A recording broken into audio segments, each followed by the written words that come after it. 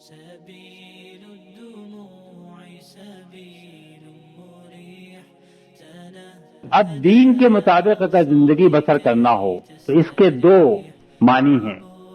ایک معنی تو ہے مسلمان ہونا اور ایک معنی ہے مسلمان بننا. مسلمان ہونے کے معنی یہ ہیں کہ جیسے ہی ہم نے اس بات کو مان لیا کہ ہمارا پیدا کرنے والا اللہ تعالیٰ ہے، ہم اسی کے سامنے جواب دہ ہیں اور اسی کو اس بات کا حق ہے کہ ہم اس کی اطاعت کریں. اس نے اپنے نبی اور رسول کے ذریعے ہم کو زندگی بسر کرنے کا جو طریقہ دیا ہے اس پر چلنا ہمارا فرض ہے. جیسے ہی ہم نے اس بات کو مان لیا تو ہم مسلمان ہو گئے.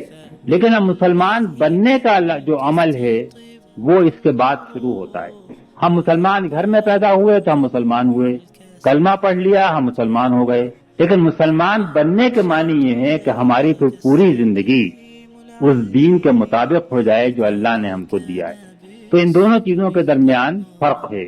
تو مسلمان ہونے سے دین کا مطالبہ پورا نہیں ہوتا، اس کے لیے مسلمان بننا بھی ضروری ہے.